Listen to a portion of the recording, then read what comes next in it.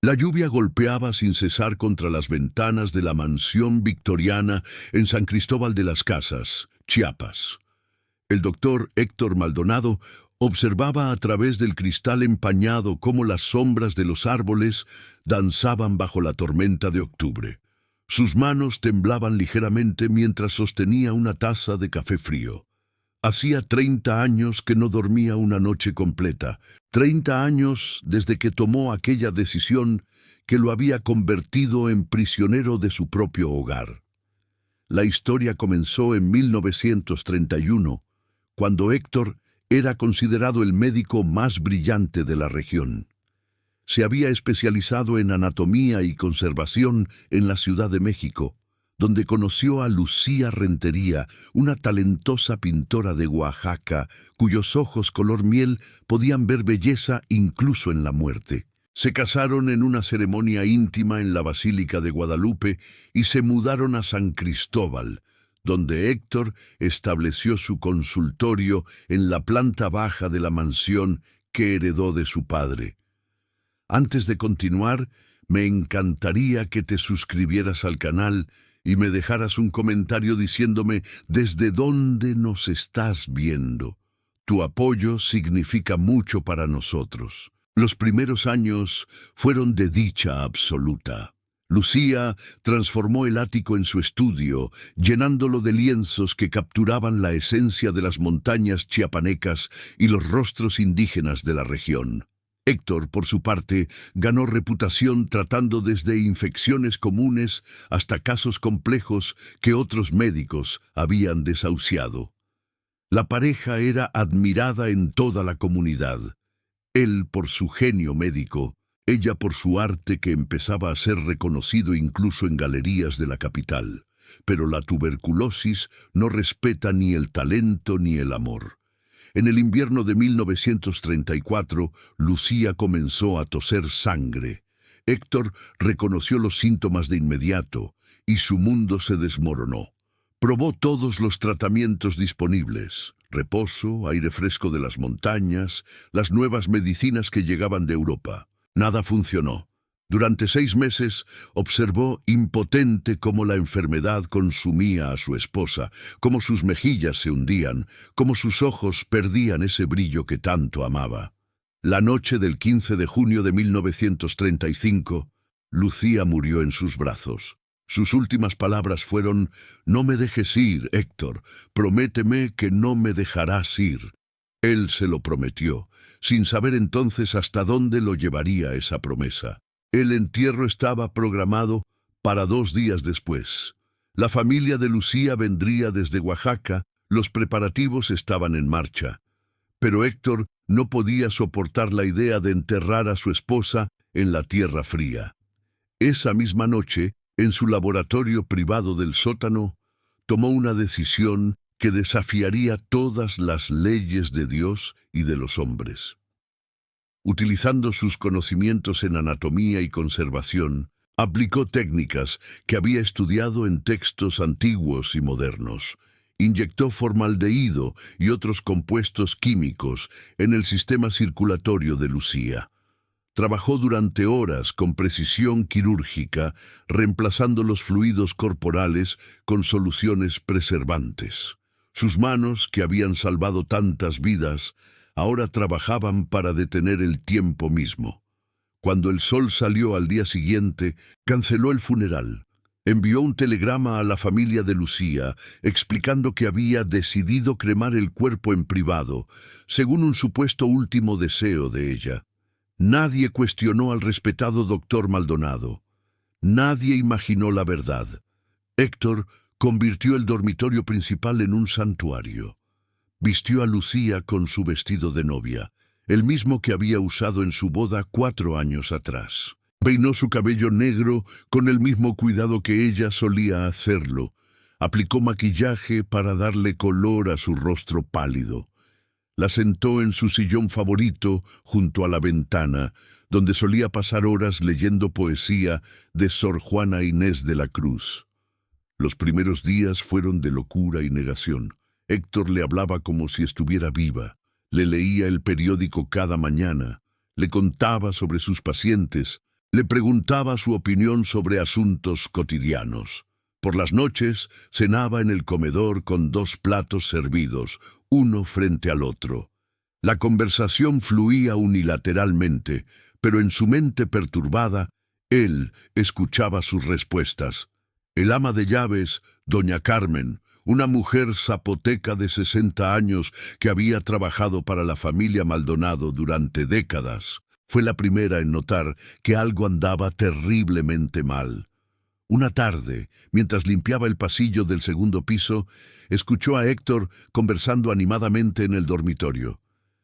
Asumió que tenía visita, pero cuando pasó frente a la puerta entreabierta, vio que estaba solo. O eso creyó en un primer momento. Cuando sus ojos se ajustaron a la penumbra de la habitación, vio la figura sentada junto a la ventana, la figura de Lucía, inmóvil, con los ojos cerrados, pero vestida elegantemente como si estuviera viva. El grito de doña Carmen resonó por toda la mansión. Héctor corrió hacia ella, encontrándola desmayada en el pasillo. Cuando despertó, él ya tenía preparada una historia.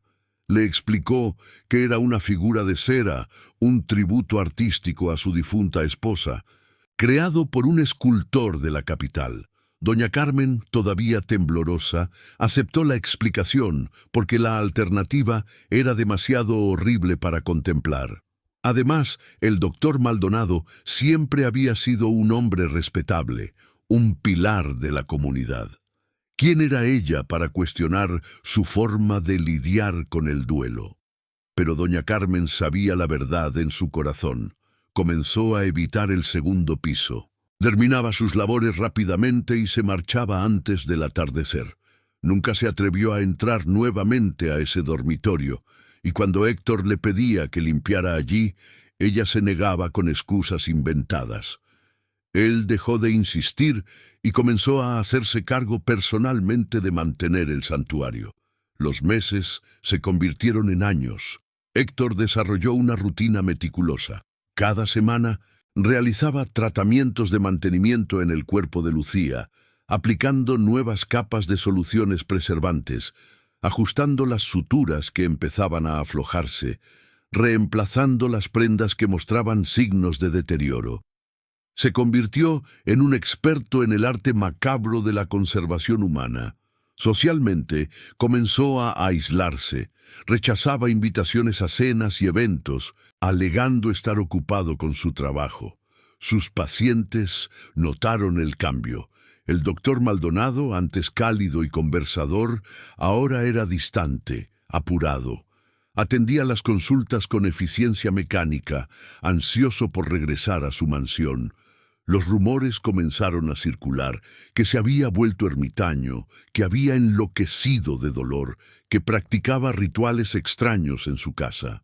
En 1938, en 3 años después de la muerte de Lucía, su hermano menor, Rafael Rentería, llegó sin avisar desde Oaxaca. Era ingeniero y había estado trabajando en la construcción del ferrocarril Chihuahua al Pacífico. Había prometido a su familia que visitaría la tumba de Lucía y confrontaría a Héctor sobre su repentina desaparición de sus vidas. Héctor se puso pálido cuando abrió la puerta y encontró a Rafael en el umbral. No tenía preparado un plan para esta contingencia. Rafael notó inmediatamente la incomodidad de su cuñado y la insistencia en mantener la conversación en el recibidor, sin invitarlo a pasar. «¿Dónde están sus cenizas, Héctor?», preguntó Rafael directamente. «Mi madre quiere traer una parte a Oaxaca para tener un lugar donde visitarla». Héctor improvisó torpemente. Explicó que había esparcido las cenizas en las montañas, en el lugar favorito de Lucía, donde solían caminar los domingos. Rafael aceptó la explicación, pero algo en la mirada de Héctor lo inquietó. Había una desesperación allí, un pánico apenas contenido. Durante su visita de 3 días, Rafael intentó en varias ocasiones subir al segundo piso, pero Héctor siempre encontraba formas de distraerlo o bloquearlo. Alegaba que estaba en remodelación, que había humedad, que los escalones no eran seguros.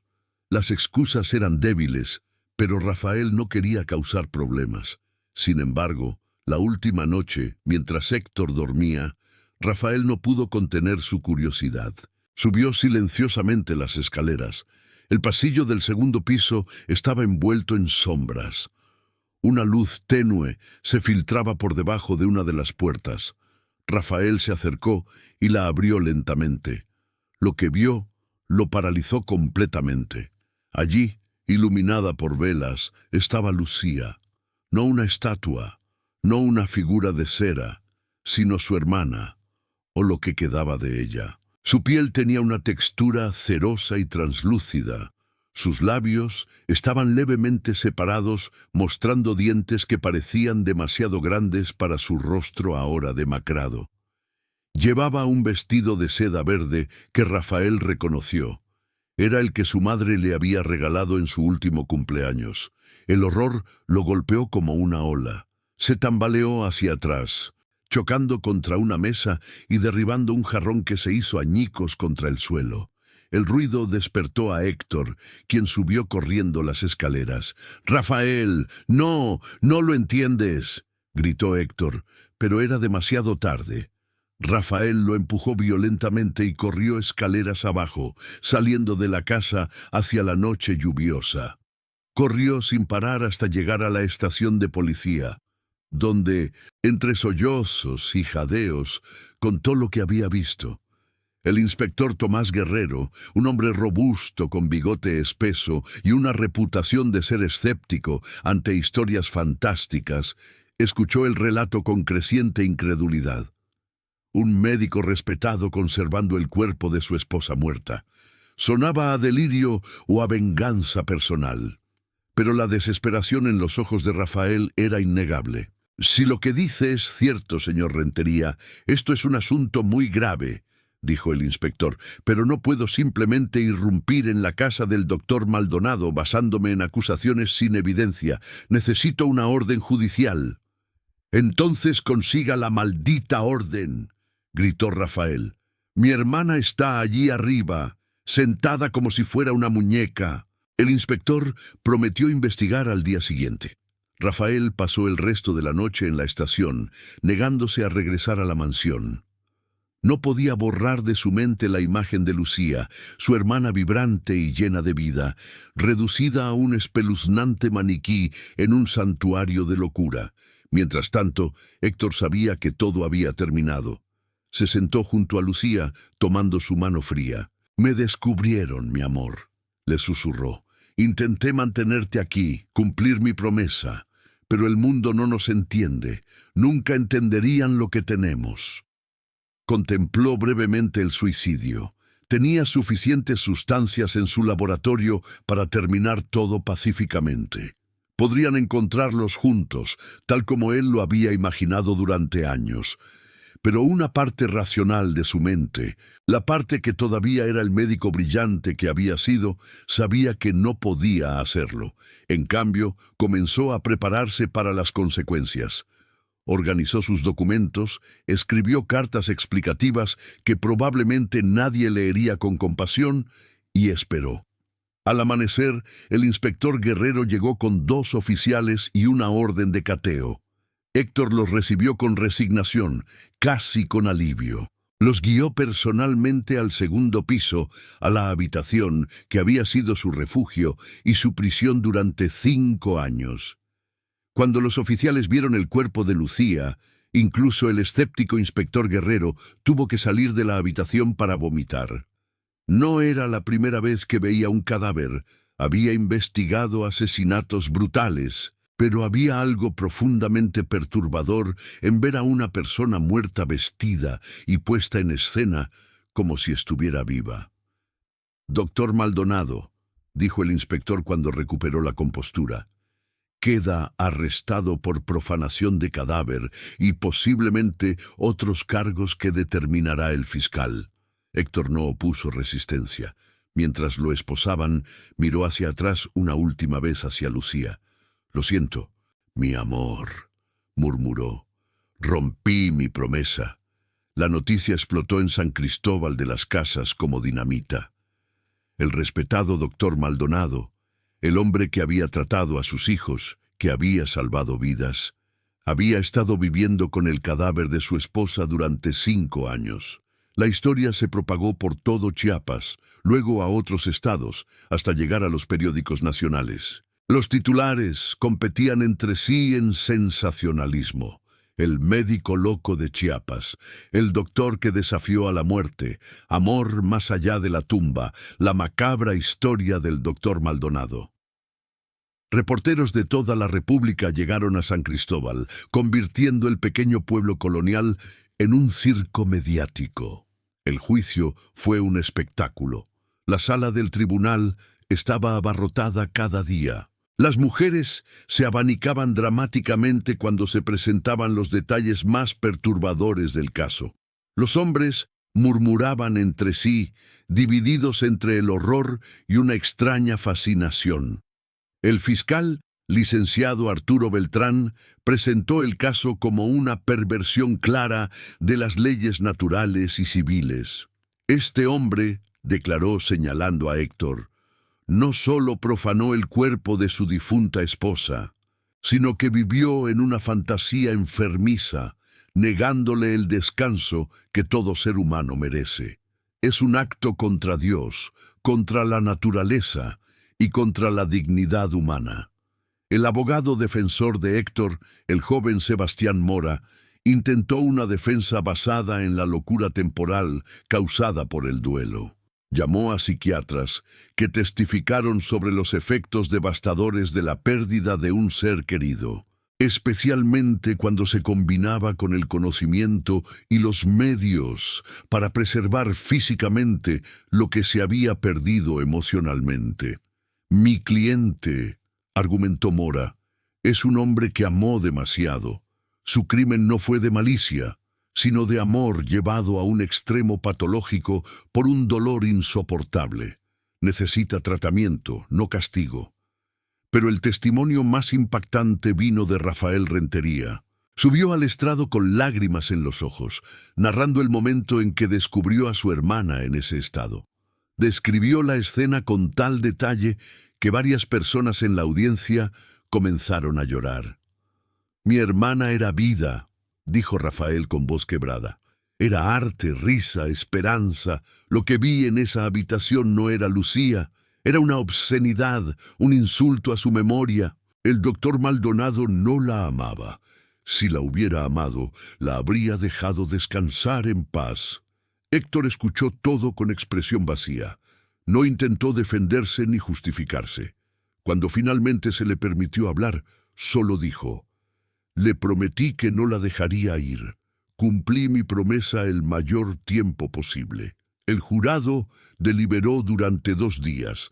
El veredicto fue culpable de profanación de cadáver. Sin embargo, tomando en cuenta el estado mental del acusado y la falta de precedentes claros para un caso tan extraño, la sentencia fue relativamente leve.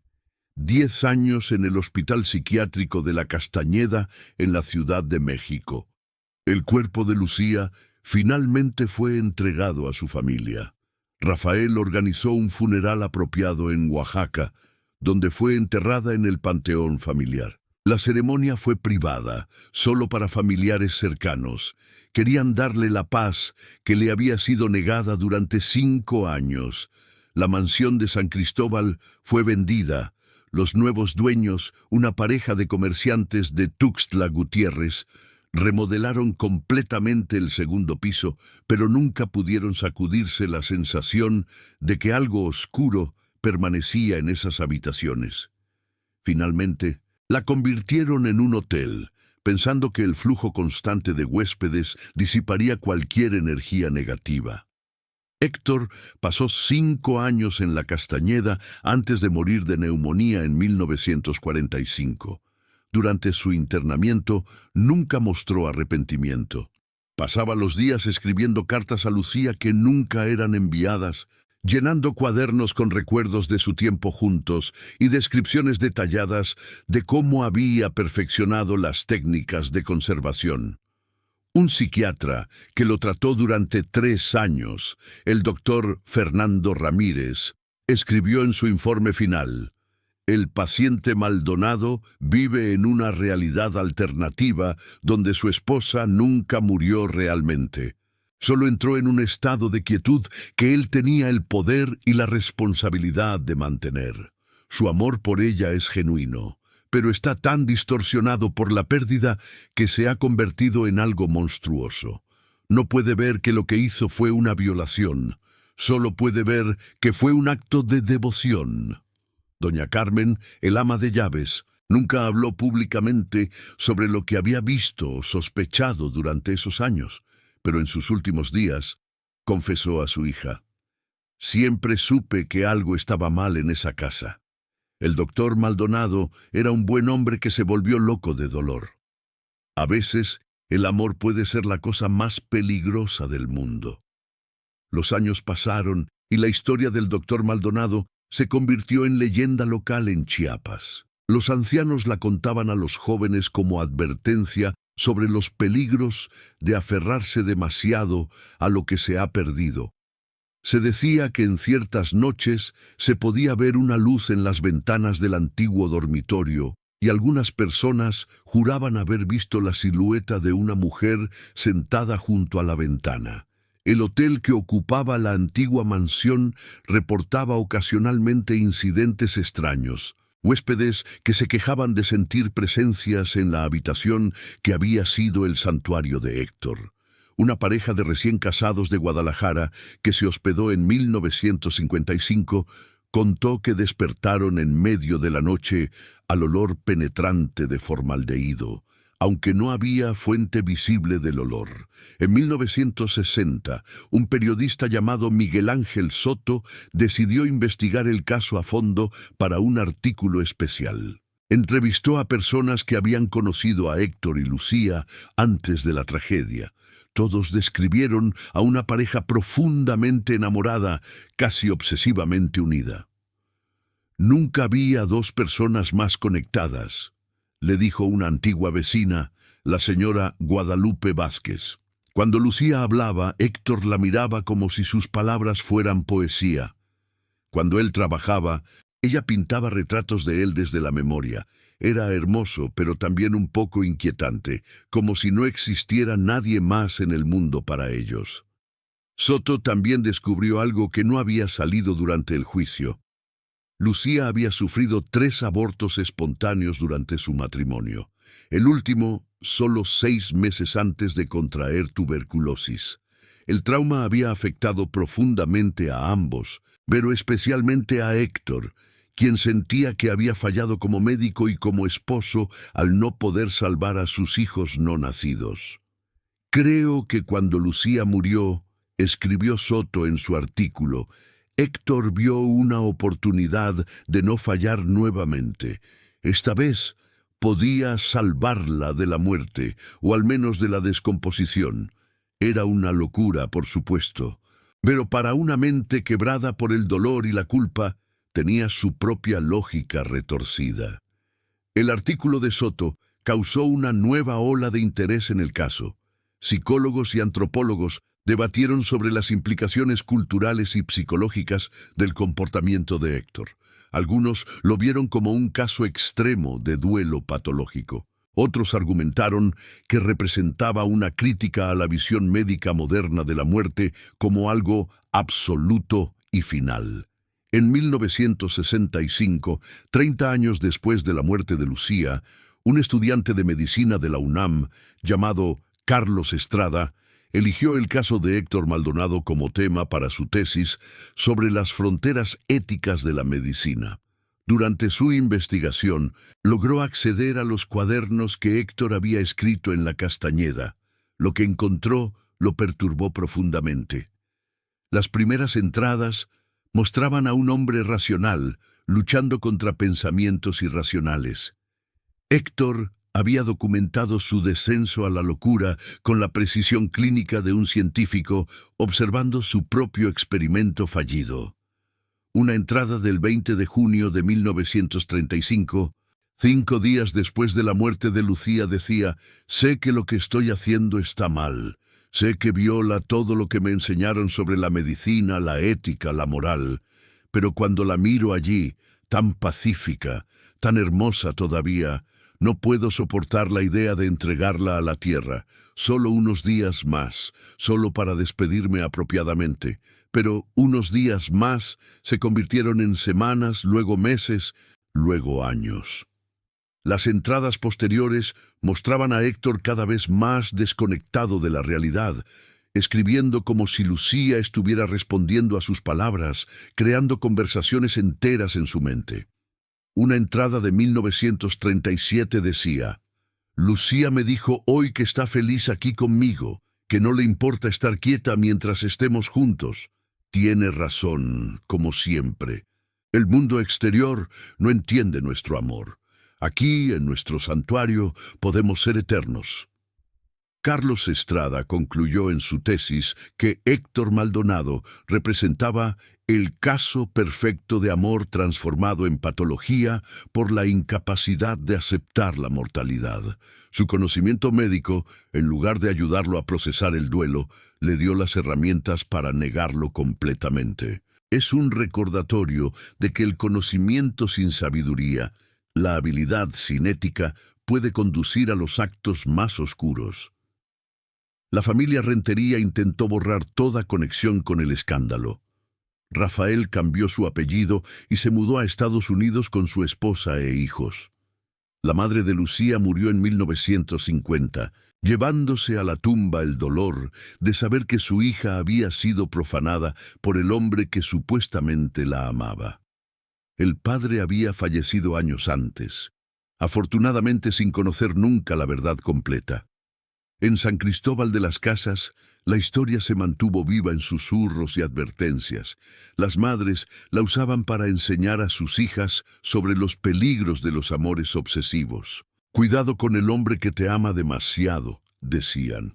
«El amor debe tener límites, debe respetar, debe saber cuándo soltar». El caso también tuvo implicaciones legales duraderas. Llevó a reformas en las leyes mexicanas sobre el manejo de cadáveres y la profesión médica.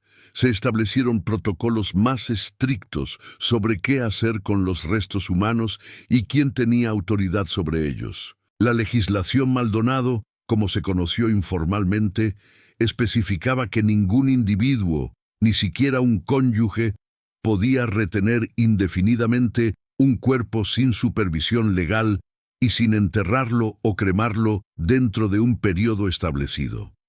Décadas más tarde, en los años 90, la mansión fue finalmente demolida para construir un edificio de apartamentos modernos.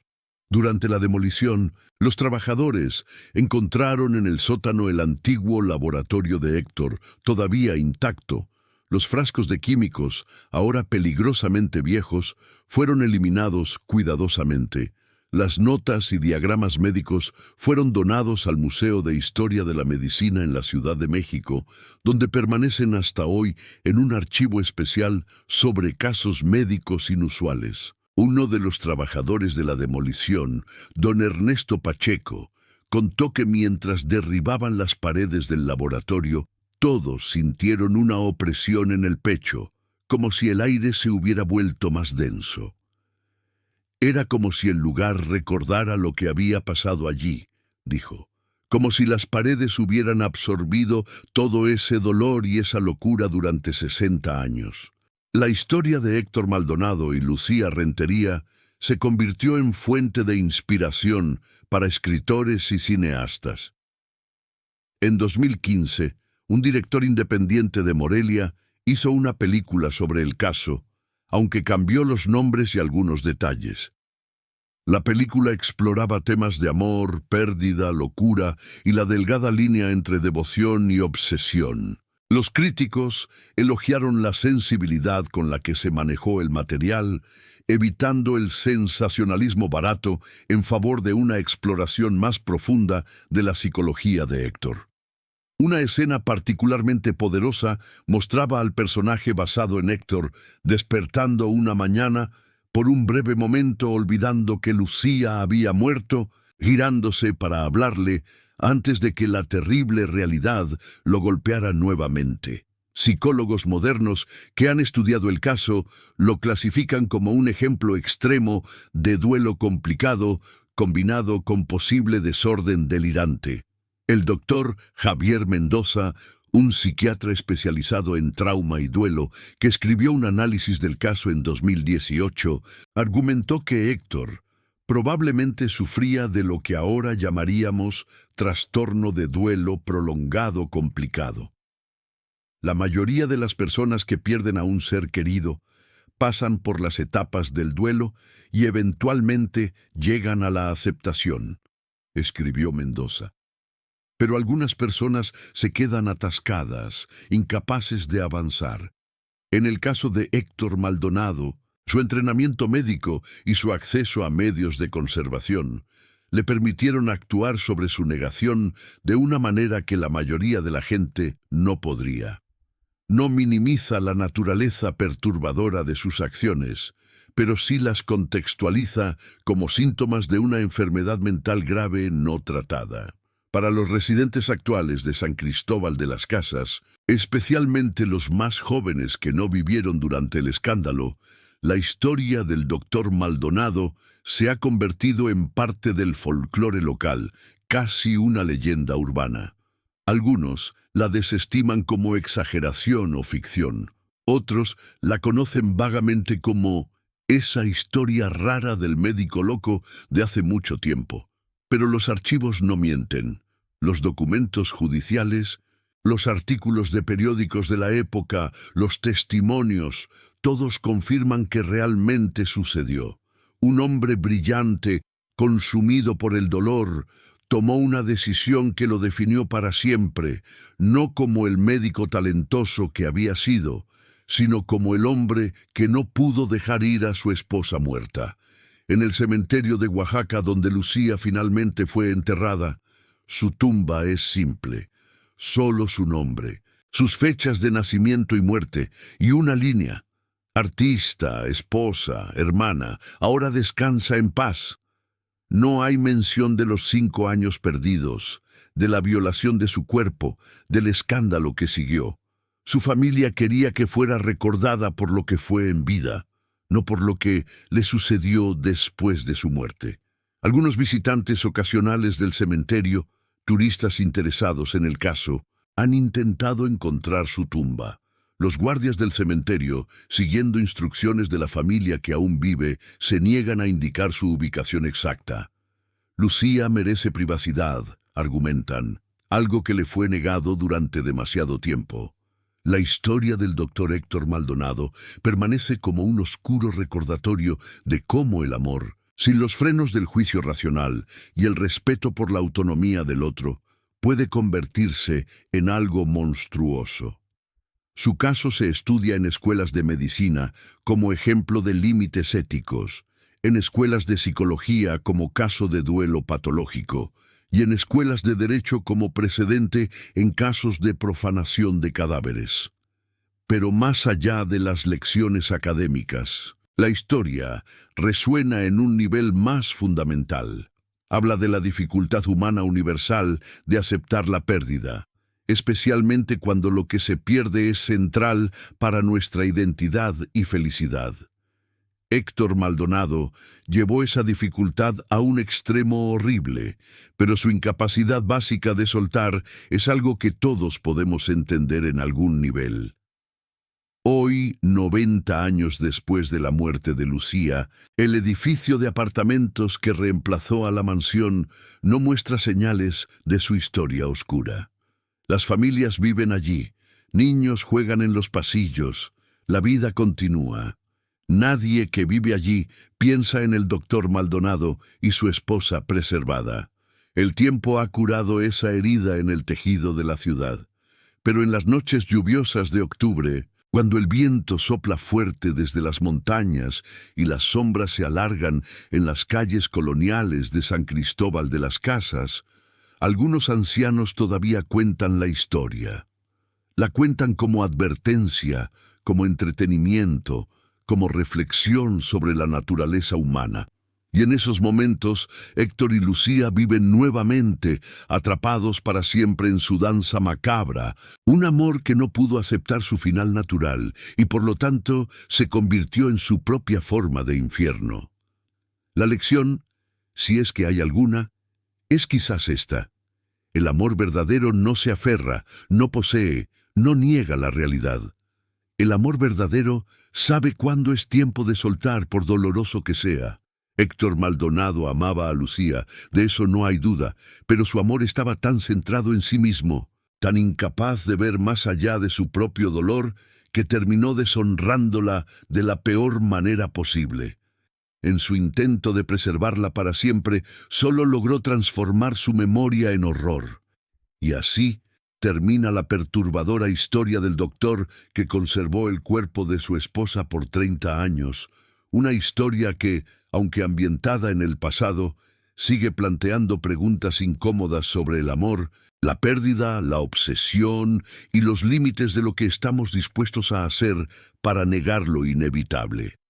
Es una historia que México recuerda no con orgullo, sino como un capítulo oscuro que enseña tanto sobre la capacidad humana para el amor como para la locura que puede nacer de ese mismo amor cuando se deja sin control. La historia del doctor Héctor Maldonado podría haber terminado con su muerte en 1945, sepultada bajo décadas de silencio y olvido. Pero como sucede con los casos más perturbadores, las consecuencias continuaron desarrollándose mucho después de que los protagonistas principales hubieran desaparecido. En 1952, 7 años después de la muerte de Héctor, una joven estudiante de antropología de la Universidad Nacional Autónoma de México, llamada Elena Vargas, llegó a San Cristóbal de las Casas para realizar trabajo de campo sobre las prácticas funerarias indígenas de la región. Durante sus entrevistas con ancianos de la comunidad, el nombre de Maldonado surgió repetidamente, pero siempre en susurros, siempre con miradas incómodas. Elena, intrigada por la reticencia de la gente a hablar abiertamente, comenzó a investigar. En los archivos del periódico local encontró los artículos amarillentos del juicio. Leyó cada palabra con horror creciente, fascinada por la intersección de amor, muerte y transgresión cultural que el caso representaba. Lo que más le llamó la atención fue cómo diferentes culturas en la región habían reaccionado al caso. Para la población mestiza católica, el acto de Héctor era una abominación clara, una profanación del sagrado descanso de los muertos.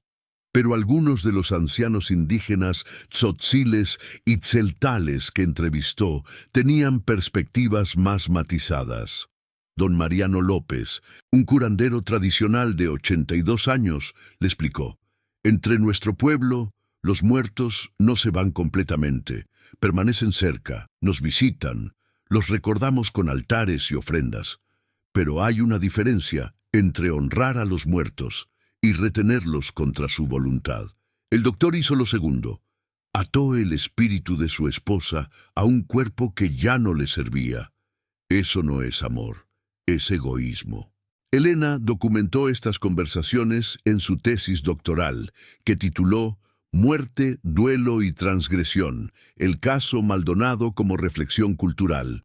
Su trabajo exploraba cómo diferentes sistemas de creencias entendían los límites apropiados entre los vivos y los muertos, usando el caso de Héctor como punto focal de análisis.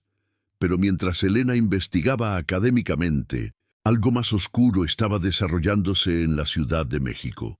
Los cuadernos de Héctor, que habían sido archivados en el Hospital Psiquiátrico de la Castañeda después de su muerte, habían sido robados. El robo fue descubierto durante un inventario rutinario en 1954. Las autoridades del hospital iniciaron una investigación discreta, temiendo un escándalo si se sabía que documentos sobre uno de los casos más notorios en la historia de la institución habían desaparecido. Nunca recuperaron los cuadernos y el caso quedó sin resolver. Lo que no sabían era que los cuadernos habían sido tomados por el doctor Armando Cifuentes, un psiquiatra que había trabajado brevemente con Héctor en la Castañeda. Cifuentes estaba obsesionado con entender la mente del doctor Maldonado. Había pasado horas conversando con él, tomando notas detalladas, tratando de penetrar la lógica retorcida que había impulsado sus acciones.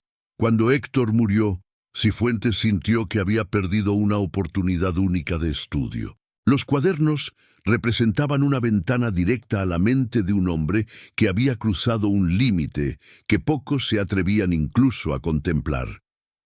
Así que los robó, justificando el acto como necesario para la ciencia psiquiátrica.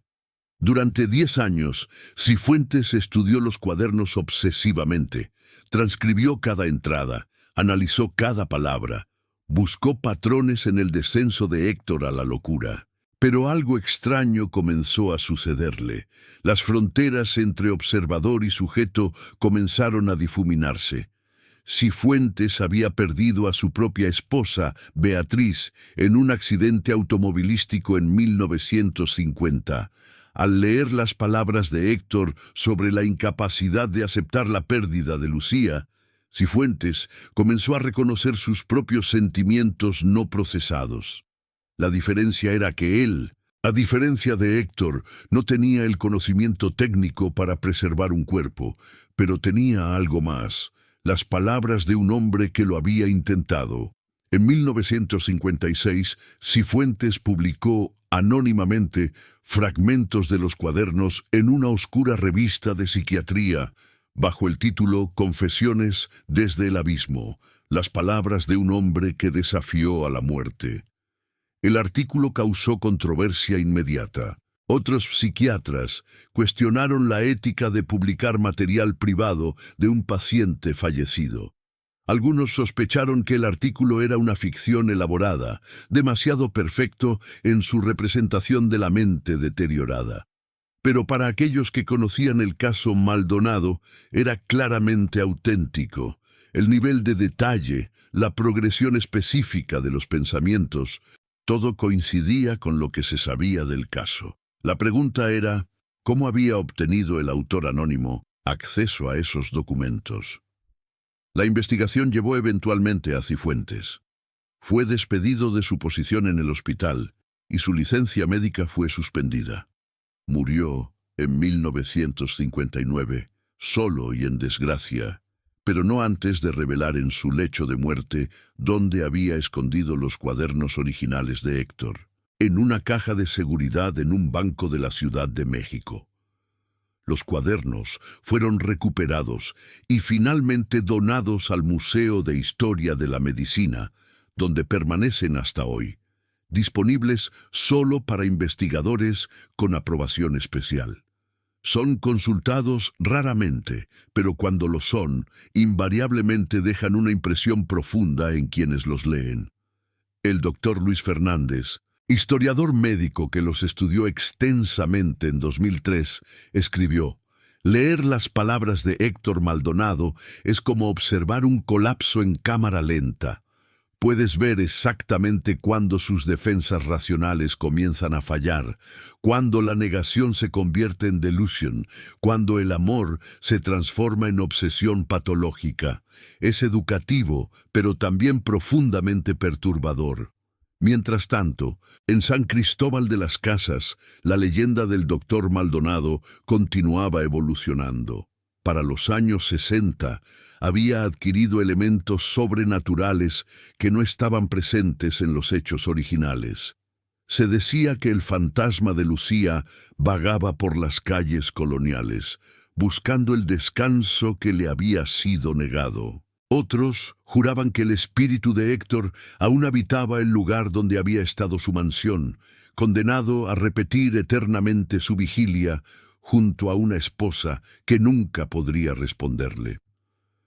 María del Carmen Ortiz, una mujer que vivió en el edificio de apartamentos construidos sobre los cimientos de la antigua mansión durante los años 70, contó experiencias que la atormentaron durante años. Escuchaba pasos en medio de la noche, relató en una entrevista en 1998, pasos que subían las escaleras y se detenían frente a lo que habría sido el antiguo dormitorio. A veces escuchaba una voz de hombre murmurando, pero nunca podía distinguir las palabras. Su esposo, Miguel Ortiz, más escéptico, intentó descartar las experiencias como productos de la imaginación, influenciada por conocer la historia del lugar. Pero incluso él admitió haber sentido una presencia opresiva en ciertos rincones del apartamento, especialmente en lo que había sido el área del antiguo laboratorio de Héctor. «No creo en fantasmas», dijo Miguel, «pero sí creo que algunos lugares absorben el trauma. Esa casa vio algo terrible, y aunque la estructura física fue demolida, algo permaneció en la tierra misma». La familia Ortiz finalmente se mudó después de 5 años. No fueron los únicos. El edificio de apartamentos tuvo una rotación inusualmente alta de inquilinos durante décadas. Los propietarios eventualmente bajaron las rentas para mantener los apartamentos ocupados, pero nunca revelaron públicamente la razón de la dificultad para retener inquilinos. En 1975, 40 años después de la muerte de Lucía, un evento inesperado trajo el caso nuevamente a la atención pública. Una sobrina nieta de Lucía, Patricia Rentería Ochoa, publicó un libro de memorias familiar titulado Las sombras que heredamos. En él, dedicó un capítulo al trauma que el caso había causado en la familia. Patricia, que nunca conoció a Lucía, pero creció escuchando fragmentos susurrados de la historia, escribió sobre el costo emocional que el escándalo había tenido en generaciones posteriores. Su abuelo Rafael había muerto en Los Ángeles en 1970, llevándose a la tumba pesadillas recurrentes de aquella noche en que descubrió a su hermana. «Mi abuelo nunca superó completamente lo que vio», escribió Patricia. «Bebía para olvidar, pero el alcohol solo hacía que los recuerdos fueran más vívidos. En sus últimos años, cuando la demencia comenzó a tomar su mente, volvía constantemente a esa noche. Gritaba el nombre de mi tía abuela, rogándole perdón por no haberla rescatado antes. Aunque racionalmente sabía que Lucía había muerto 5 años antes, emocionalmente sentía que había fallado en protegerla». El libro de Patricia abrió conversaciones que la familia había evitado durante décadas. Otros descendientes comenzaron a compartir sus propias experiencias con el trauma heredado.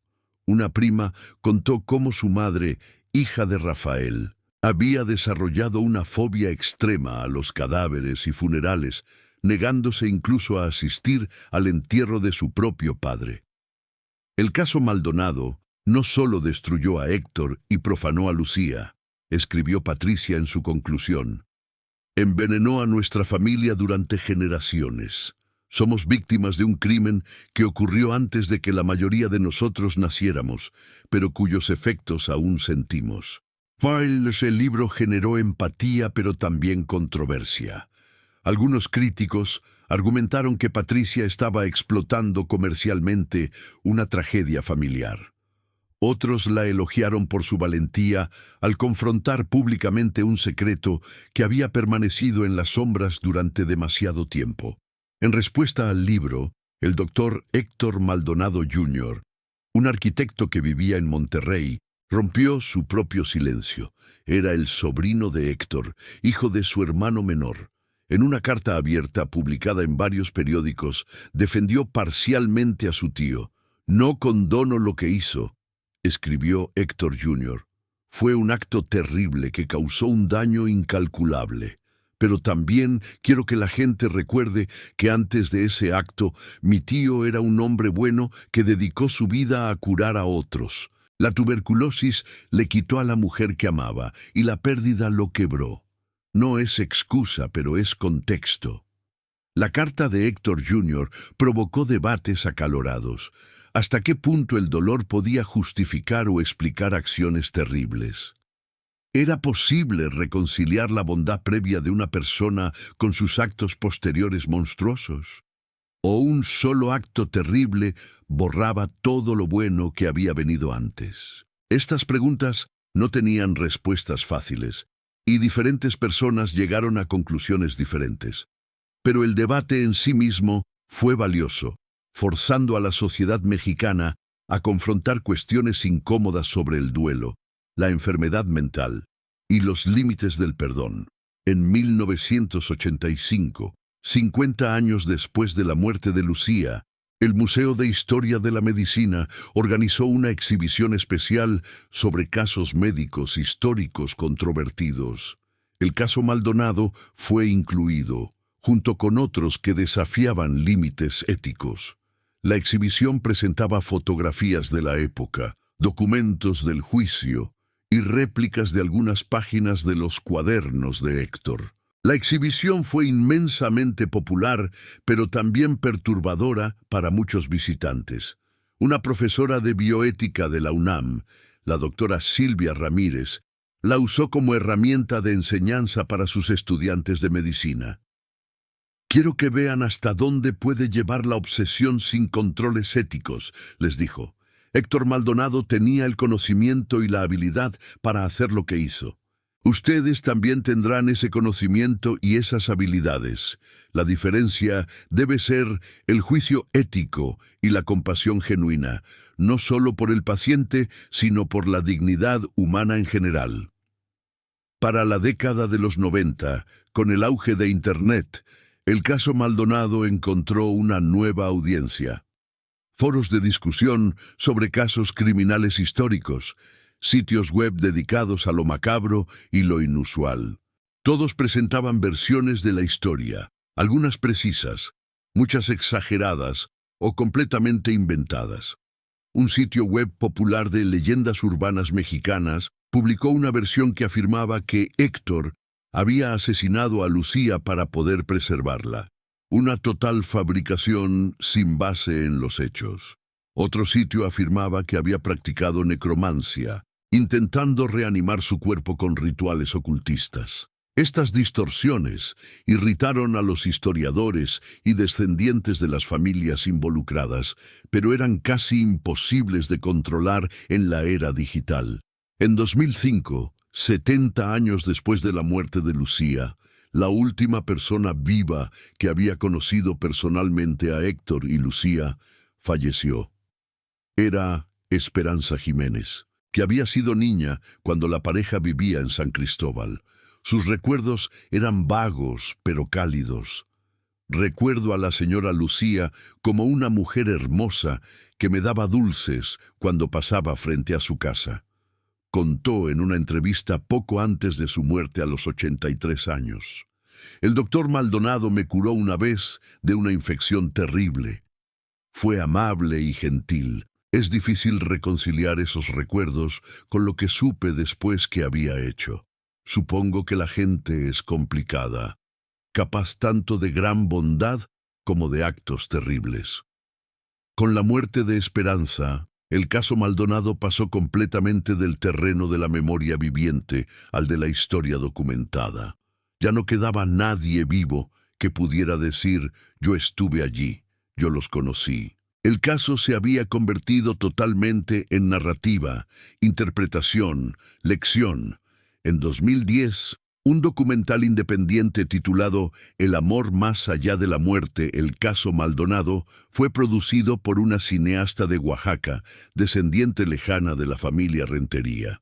El documental intentó un enfoque equilibrado, presentando el caso desde múltiples perspectivas: médica, legal, psicológica y cultural. Incluyó entrevistas con psiquiatras modernos que discutían cómo habría sido tratado Héctor con las terapias contemporáneas. Un psiquiatra del Instituto Nacional de Psiquiatría, Ramón de la Fuente Muñiz, argumentó que con el tratamiento adecuado después de la muerte de Lucía, Héctor probablemente nunca habría actuado sobre sus impulsos patológicos. El problema, explicó, es que en 1935 la comprensión del duelo complicado era primitiva. No había protocolos para identificar y tratar a personas en riesgo de respuestas patológicas al duelo. Héctor fue dejado solo con su dolor y sus medios peligrosos. El resultado era casi inevitable. El documental también exploró el impacto cultural más amplio del caso. Entrevistó a artistas que habían sido inspirados por la historia, a escritores que habían usado elementos de ella en sus obras, a académicos que la habían estudiado desde diversas perspectivas. Una escena particularmente conmovedora mostraba a dos descendientes de las familias Maldonado y Rentería reuniéndose por primera vez. Compartieron té en un café de la Ciudad de México, hablando nerviosamente sobre el evento que había vinculado sus familias de manera tan oscura. Ambos expresaron el deseo de que sus ancestros pudieran haber encontrado paz, tanto en vida como en muerte. El documental concluyó con imágenes del cementerio en Oaxaca, donde Lucía finalmente descansa. La cámara se detuvo en su tumba simple, ahora cubierta parcialmente por musgo y flores silvestres que habían crecido naturalmente. Una voz en off reflexionaba. Aquí, finalmente, Lucía Rentería encontró lo que le fue negado durante 5 años: paz, privacidad y la dignidad de retornar a la tierra. Para 2015, 80 años después de la muerte de Lucía, el caso Maldonado había sido casi completamente absorbido por la cultura popular mexicana. Era referenciado en canciones, pinturas, obras de teatro. Había perdido gran parte de su poder para escandalizar, convirtiéndose en cambio en una historia familiar pero todavía inquietante. Sin embargo, para aquellos que estudiaban el caso seriamente, su relevancia no había disminuido. Un artículo de 2018 en la Revista Mexicana de Bioética argumentaba que el caso Maldonado tenía lecciones importantes para la medicina moderna, particularmente en áreas como el consentimiento post-mortem, los límites de la autonomía familiar sobre los cuerpos de los muertos y la ética de la preservación humana. Aunque las circunstancias específicas del caso Maldonado son extremas, escribieron los autores, las preguntas que plantea siguen siendo relevantes. ¿Quién tiene el derecho de decidir qué sucede con un cuerpo después de la muerte? ¿Qué constituye un trato respetuoso de los restos humanos? ¿Dónde está la línea entre conmemoración y profanación? Hoy en día, en 2025, 90 años después de la muerte de Lucía, el caso del doctor Héctor Maldonado permanece como una de las historias más perturbadoras en los anales de la medicina y la psicología mexicanas. Es enseñado en universidades, discutido en foros académicos y ocasionalmente redescubierto por nuevas generaciones a través de podcasts, de crímenes verdaderos y videos de YouTube. El edificio de apartamentos en San Cristóbal de las Casas todavía está en pie, aunque ahora planean demolerlo para construir un desarrollo comercial. Los desarrolladores, conscientes de la historia del sitio, han considerado incluir una pequeña placa conmemorativa, pero los descendientes de ambas familias han pedido que no lo hagan. Prefieren que el sitio sea liberado finalmente de su pasado oscuro.